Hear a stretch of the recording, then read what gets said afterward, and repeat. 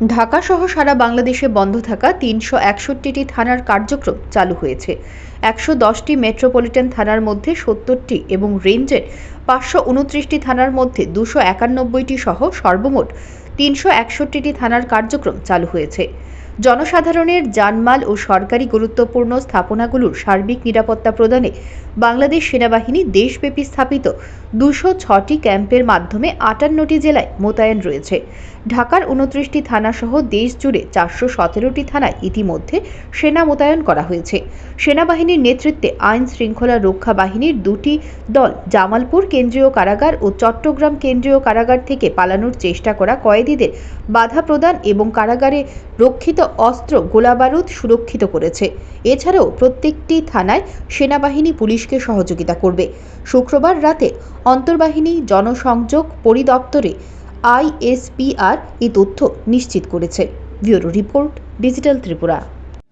আওয়ামী লীগ সরকারের পতনের পর, আওয়ামী লীগ সরকার ক্ষমতা থেকে চলে যাওয়ার পরে যেই পরিস্থিতি হয়েছে, আইন শৃঙ্খলার অবনতি মারাত্মকভাবেই হয়েছে।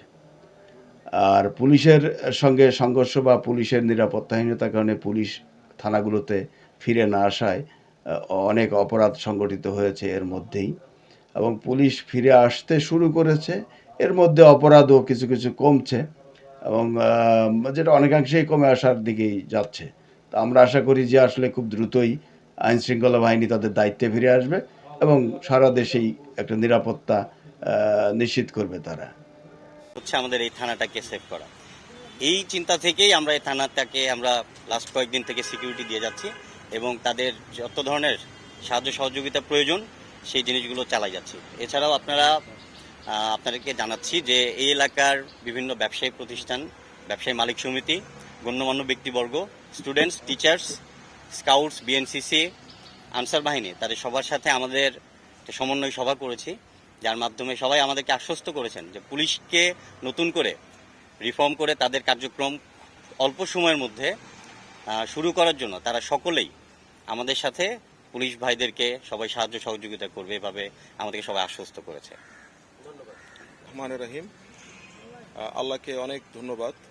মহান রব্বুল আলমিনের ইচ্ছায় আমরা এখনো সুস্থ আছি, ভালো আছি। আর ধন্যবাদ দিব আমাদের সশস্ত্র বাহিনীর ভাইদেরকে। তারা নিজেদের জীবনকে বাজি রেখে আমাদের যে স্থাপনাগুলোকে, আমাদের পুলিশের সদস্যদেরকে ওনারা সেভ করেছেন। আমি আজীবন তাদের কাছে কৃতজ্ঞ।